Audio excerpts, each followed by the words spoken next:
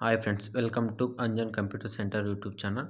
ನಾವು ಇವತ್ತಿನ ವಿಡಿಯೋದಲ್ಲಿ ಏನು ನೋಡೋಣಪ್ಪ ಅಂದರೆ, ಪರಿಶಿಷ್ಟ ಜಾತಿ ಮತ್ತು ಪರಿಶಿಷ್ಟ ಪಂಗಡದವರಿಗೆ ಫ್ರೀ ಕೋಚಿಂಗ್ ಆದರೂ ಓಪನ್ ಆಗಿತ್ತು. ಅದನ್ನು ನಾವು ಫೋನಲ್ಲೇ ಹೇಗೆ ಅಪ್ಲೈ ಮಾಡೋದು ಅಂತ ಈ ಒಂದು ವಿಡಿಯೋದಲ್ಲಿ ಸಂಪೂರ್ಣವಾಗಿ ತಿಳಿಸ್ಕೊಡ್ತಿದ್ದೀನಿ. ಯಾರೆಲ್ಲ ನಮ್ಮ ಯೂಟ್ಯೂಬ್ ಚಾನಲ್ ಹೊಸದಾಗಿ ನೋಡ್ತಾ ಇದ್ದೀರಾ, ಈ ಕೂಡಲೇ ಸಬ್ಸ್ಕ್ರೈಬ್ ಮಾಡಿ, ಹಾಗೆ ಫ್ರೆಂಡ್ಸ್ ಆ್ಯಂಡ್ ಫ್ಯಾಮಿಲಿಗೆ ಶೇರ್ ಮಾಡಿ ಅಂತ ಹೇಳ್ತಾ ವಿಡಿಯೋನ ಶುರು ಮಾಡ್ತಾ ಇದ್ದೀನಿ. ನಿಮಗೆ ಕಮೆಂಟ್ ಬಾಕ್ಸಲ್ಲಿ ಲಿಂಕ್ ಆದರೂ ಕೊಟ್ಟಿರ್ತೀನಿ. ಆ ಲಿಂಕ್ ಮೇಲೆ ಕ್ಲಿಕ್ ಮಾಡಿದರೆ ಡೈರೆಕ್ಟ್ ಈ ಒಂದು ಪೇಜಿಗೆ ಬರ್ತೀರಾ. ನೆಕ್ಸ್ಟ್ ಈ ಪೇಜ್ಗೆ ಬಂದಾದಮೇಲೆ ನೀವು ಇಲ್ಲಿ ನೋಡ್ತಾ ಇರ್ಬೋದು, ಅರ್ಜಿ ಸಲ್ಲಿಸಿ ಅಂತಿದೆಯಲ್ಲ, ಇದರ ಮೇಲೆ ಕ್ಲಿಕ್ ಮಾಡಿ. ನೆಕ್ಸ್ಟ್ ಕ್ಲಿಕ್ ಮಾಡಿದ ಮೇಲೆ ನೆಕ್ಸ್ಟ್ ಒಂದು ವೆಬ್ ಓಪನ್ ಆಗುತ್ತೆ, ಅಂದರೆ ನೆಕ್ಸ್ಟ್ ಪೇಜ್ ಓಪನ್ ಆಗುತ್ತೆ. ಇಲ್ಲಿ ಸ್ಟೂಡೆಂಟ್ ಲಾಗಿನ್ ಅಂತ ಇರುತ್ತೆ. ಇಲ್ಲಿ ನೀವೇನಾದ್ರು ಹಿಂದೆ ಯಾವಾಗಾದರೂ ಫ್ರೀ ಕೋಚಿಂಗ್ ಅಪ್ಲೈ ಮಾಡಿದರೆ ಯೂಸರ್ ಐ ಡಿ ಪಾಸ್ವರ್ಡ್ ಅದೇ ಬರುತ್ತೆ. ಸೊ ಹೊಸದಾಗಿ ಅಪ್ಲೈ ಮಾಡ್ತಾ ಇದ್ದರೆ ಇಲ್ಲಿ ಕ್ರಿಯೇಟ್ ಅಕೌಂಟ್ ಅಂತಿದೆಯಲ್ಲ ಪಕ್ಕದಲ್ಲೇ, ಅದರ ಮೇಲೆ ಕ್ಲಿಕ್ ಮಾಡಬೇಕಾಗುತ್ತೆ.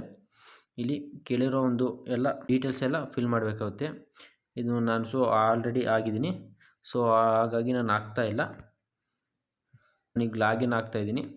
ನೀವು ಅದು mobile number, email I D ಏನು ಅಷ್ಟು ಕೇಳುತ್ತೆ, ಅದು ಅಷ್ಟು ಕೊಟ್ಬಿಟ್ಟು ನೀವು ಅಕೌಂಟನ್ನ ಕ್ರಿಯೇಟ್ ಮಾಡ್ಕೊಳ್ಳಿ. ಸೊ ನಾನೀಗ ಲಾಗಿನ್ ಆಗ್ತಾಯಿದ್ದೀನಿ, ಆಲ್ರೆಡಿ ಲಾಗಿನ್ ಆಗಿದ್ದೀನಲ್ಲ, ಸೊ ಹಾಗಾಗಿ ನನ್ನ ಹತ್ರ user I D and password ಎರಡೂ ಇದೆ. ನಾನೀಗ ಲಾಗಿನ್ ಆಗಿಬಿಟ್ಟು ತೋರಿಸ್ತೀನಿ ನೆಕ್ಸ್ಟ್ ಸ್ಟೆಪ್ ಏನು ಬರುತ್ತೆ ಅಂತ.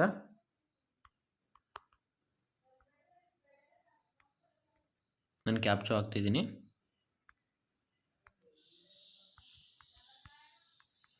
ನೆಕ್ಸ್ಟ್ ಕ್ಯಾಪ್ಚರ್ ಹಾಕ್ಬಿಟ್ಟು ಲಾಗಿನ್ ಮೇಲೆ ಕ್ಲಿಕ್ ಮಾಡಿ. ಇದು ನೆಕ್ಸ್ಟ್ ಪೇಜಿಗೆ ಬರುತ್ತೆ. ನೆಕ್ಸ್ಟು ಸ್ವಲ್ಪ ಮೇಲೆ ಸ್ಕ್ರೋಲ್ ಮಾಡಿದರೆ ಇಲ್ಲಿ ಕ್ಲಿಕ್ ಹಿಯರ್ ಟು ಅಪ್ಲಿಕೇಶನ್ ಅಂತ ಬರುತ್ತೆ, ಅದರ ಮೇಲೆ ಕ್ಲಿಕ್ ಮಾಡಬೇಕಾಗುತ್ತೆ. ನೀವು ಡೀಟೇಲ್ಸ್ ಎಲ್ಲ ಎಂಟರ್ ಮಾಡ್ಕೊಂಡು ಹೋಗಿ. ನಾನಿಲ್ಲಿ ಹೇಳ್ತಾ ಇದ್ದೀನಿ ಏನೇನು ಬೇಕಂತ. ಮೊದಲನೇದಾಗಿಬಿಟ್ಟು ನಿಮಗೆ ಇಲ್ಲಿ ಕ್ಯಾಸ್ಟ್ ಆ್ಯಂಡ್ ಇನ್ಕಮ್ ಡೀಟೇಲ್ಸ್ ಅಲ್ಲೇ ಎಂಟರ್ ಮಾಡಬೇಕಾಗುತ್ತೆ. ಮೊದಲನೇದು ಬಂದುಬಿಟ್ಟು ಕ್ಯಾಸ್ಟ್ ಸರ್ಟಿಫಿಕೇಟ್ ನಂಬರ್ ಹಾಕಬೇಕಾಗುತ್ತೆ. ಇಲ್ಲಿ ಆರ್ ಡಿ ನಂಬರ್ ಹಾಕಿಬಿಟ್ಟೆ ಕ್ಯಾಟಗಿರಿ ಆಟೋಮೆಟಿಕ್ ತೊಗೊಳುತ್ತೆ, ಆ್ಯಂಡ್ ಕ್ಯಾಸ್ಟು ಇವೆರಡು ಆಟೋಮೆಟಿಕ್ ಆಗಿ ಬರುತ್ತೆ. ಸೊ ನೀವೇನು ಎಂಟರ್ ಮಾಡೋ ಅವಶ್ಯಕತೆ ಇರೋದಿಲ್ಲ. ನೆಕ್ಸ್ಟ್ ಅದಾದಮೇಲೆ ಇನ್ಕಮ್ ಸರ್ಟಿಫಿಕೇಟ್ದು ಆರ್ ಡಿ ನಂಬರ್ ಹಾಕಬೇಕು. ನೆಕ್ಸ್ಟ್ ಆರ್ ಡಿ ನಂಬರ್ ಹಾಕಿದ್ಮೇಲೆ ಅದು ಇನ್ಕಮ್ ಎಷ್ಟಿದೆ ಅಂತ ಇದನ್ನು ಆಟೋಮೆಟಿಕ್ ಆಗಿ ತೊಗೊಳುತ್ತೆ. ಇದನ್ನು ಎಂಟರ್ ಮಾಡೋ ಅವಶ್ಯಕತೆ ಇರೋದಿಲ್ಲ ನಿಮಗೆ. ನೆಕ್ಸ್ಟ್ ಬಂದುಬಿಟ್ಟು ಪರ್ಸ್ನಲ್ ಡೀಟೇಲ್ಸ್, ಅಂದರೆ ನಿಮ್ಮ ಹೆಸರು, ಫಾದರ್ ನೇಮು, ಮದರ್ ನೇಮು ಎಲ್ಲ ಆಟೋಮೆಟಿಕ್ಕಾಗಿ ತೊಗೊಳುತ್ತೆ. ನಿಮ್ದೇನಾದ್ರು ಚೇಂಜಸ್ ಇದ್ದರೆ ನೀವು ಚೇಂಜಸ್ ಮಾಡೋ ಆಪ್ಷನ್ ಕೂಡ ಇರುತ್ತೆ. Mother name, father and mother ಏನು ಮಾಡ್ತಾರಂತ ಡೀಟೇಲ್ಸ್ ಹಾಕಬೇಕಾಗುತ್ತೆ. ನೆಕ್ಸ್ಟು ಇಲ್ಲಿ ಗಾರ್ಡಿಯನ್ ನೇಮ್ ಅಂತಿದೆ, ನಿಮ್ಗೆ ಇದನ್ನು ಹಾಕೋ ಅವಶ್ಯಕತೆ ಇರೋದಿಲ್ಲ.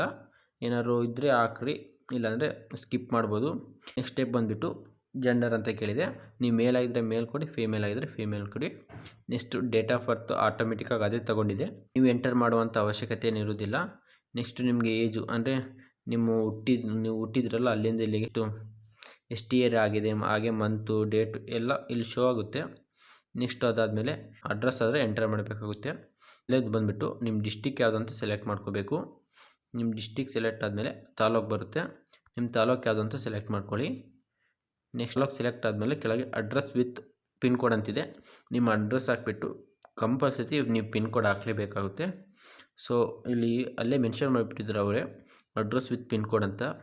ಫೋನ್ ನಂಬರ್ ಕೊಟ್ಟಿದ್ದಾರೆ, ಅಕೌಂಟ್ ಕ್ರಿಯೇಟ್ ಮಾಡುವಾಗ ಕೊಟ್ಟಿರ್ತಾರಲ್ಲ ಫೋನ್ ನಂಬರು, ಅದು ಇಲ್ಲಿ ಶೋ ಆಗುತ್ತೆ. ನಿಮ್ದು ಏನಾದ್ರು ಇನ್ನೊಂದು ನಂಬರ್ ಇದ್ದರೆ ಇಲ್ಲಿ ನೀವು ಎಂಟರ್ ಮಾಡ್ಕೊಬೋದು. ಅದ್ರ ಕೆಳಗೆ ಇಮೇಲ್ ಐ ಡಿ ಇದೆ, ನೀವು ಅಕೌಂಟ್ ಕ್ರಿಯೇಟ್ ಮಾಡೋಕ್ಕೆ ಇಮೇಲ್ ಐ ಡಿ ಕೊಟ್ಟಿರ್ತಾರಲ್ಲ ಅದೇ ಇಮೇಲ್ ಐ ಡಿ ಇಲ್ಲಿ ಬಂದಿದೆ, ಚೇಂಜ್ ಮಾಡೋಕ್ಕೆ ಆಪ್ಷನ್ ಅಂತೂ ಇಲ್ಲ. ಸೊ ನೀವು ಆ್ಯಕ್ಟಿವ್ ಇರುವಂಥ ಇಮೇಲ್ ಐ ಡಿನ ಅಲ್ಲಿ ಅಕೌಂಟ್ ಕ್ರಿಯೇಟ್ ಮಾಡೋಕ್ಕಾರ ಕೊಡಬೇಕಾಗುತ್ತೆ. ನೆಕ್ಸ್ಟ್ ಸ್ಟೆಪ್ ಬಂದುಬಿಟ್ಟು ಇಲ್ಲಿ ಮ್ಯಾರಿಡ್ ಅನ್ಮ್ಯಾರಿಡ್ ಅಂತಿದೆ, ನೀವು ಮ್ಯಾರಿಡ್ ಆಗಿದ್ದರೆ ಮ್ಯಾರಿಡ್ ಕೊಡಿ, ಇಲ್ಲಾಂದರೆ ಅನ್ಮ್ಯಾರಿಡ್ ಕೊಟ್ಬಿಟ್ಟು ನೆಕ್ಸ್ಟ್ ಮೇಲೆ ಸ್ಕ್ರೋಲ್ ಮಾಡಿದರೆ ನೆಕ್ಸ್ಟು ರಿಜಿಸ್ಟ್ರೇಷನ್, ಅಂದರೆ SLC ರಿಜಿಸ್ಟ್ರೇಷನ್ ನಂಬರು ಕೇಳಿದೆ, ಕ್ರಿಯೇಟ್ ಮಾಡುವಾಗ ಕೇಳಿದೆಲ್ಲ. ಸೊ ಅಲ್ಲಿ ಎಂಟರ್ ಮಾಡಿರೋದ್ರಿಂದ ಇಲ್ಲಿ ಎಂಟರ್ ಮಾಡೋ ಅವಶ್ಯಕತೆ ಇರುವುದಿಲ್ಲ. ನೆಕ್ಸ್ಟ್ ಸ್ಟೆಪ್ ಬಂದುಬಿಟ್ಟು ರಿಸರ್ವೇಷನ್ ಡೀಟೇಲ್ಸ್ ಅಂತಿದೆ ಇಲ್ಲ, ಇಲ್ಲಿ ನಿಮ್ಗೆ ಎಷ್ಟಿದ್ರೆ ಎಷ್ಟು ಕೊಡಿ, ನೋ ಇದ್ದರೆ ನೋ ಕೊಡಿ. ನೆಕ್ಸ್ಟ್ ಸ್ಟೆಪ್ ಬಂದುಬಿಟ್ಟು ಇಲ್ಲಿ ಕೋರ್ಸ್ ಸೆಲೆಕ್ಷನ್ ಟ್ರೈನಿಂಗ್ ಅಂತಿದೆ. ಮೊದಲೇದು ಬಂದುಬಿಟ್ಟು ಇಲ್ಲಿ ಸೆಲೆಕ್ಟ್ ಕೋರ್ಸ್ ಅಂತಿಲ್ಲ, ಅದ್ರ ಮೇಲೆ ಕ್ಲಿಕ್ ಮಾಡಿದರೆ ನಿಮಗೆ ಇಲ್ಲಿ ಒಂದೇ ಆಪ್ಷನ್ ಇರೋದು KAS ಅಂತ, ಅದ್ರ ಮೇಲೆ ಕ್ಲಿಕ್ ಮಾಡ್ಕೊಳ್ಳಿ. ಸೆಲೆಕ್ಟ್ ಕೋರ್ಸ್ 2 ಅಂತಿದೆಯಲ್ಲ, ಅದ್ರ ಮೇಲೆ ಕ್ಲಿಕ್ ಮಾಡಿದರೆ ನಿಮ್ಗೆ ಇದರಲ್ಲಿ ನೀವು ಯಾವುದು ಇಲ್ಲಿ ನಿಮಗೆ ಯಾವ್ದು ಬೇಕು ಅದನ್ನು ಸೆಲೆಕ್ಟ್ ಮಾಡ್ಕೊಳ್ಳಿ. ನಾನೀಗ ಎಕ್ಸಾಂಪಲ್ಗೆ RRB ಅಂತಿದೆ, ಅದನ್ನು ಸೆಲೆಕ್ಟ್ ಮಾಡ್ಕೊಳ್ತಿದ್ದೀನಿ.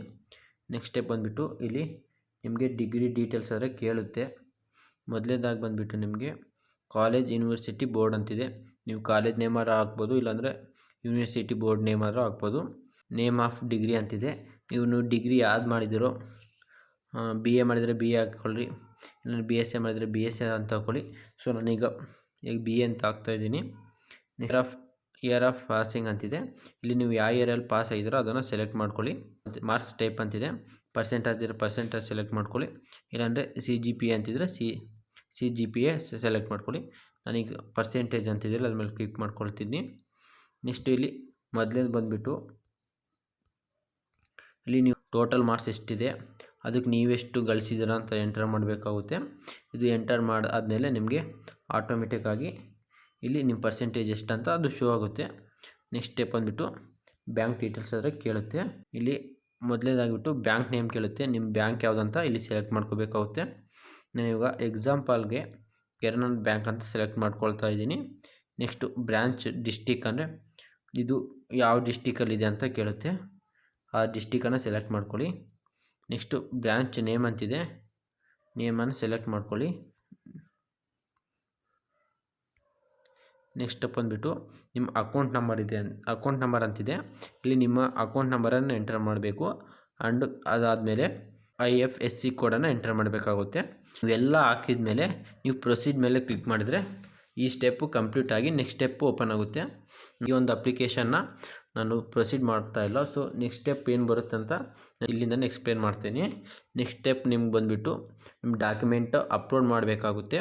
ಮೊದಲೇದಾಗಿ ನಿಮ್ಮದು ಒಂದು ಫೋಟೋ, ಒಂದು ಸಿಗ್ನೇಚರು JPGಯಲ್ಲಿ 40 KB ಒಳಗಿರಬೇಕು.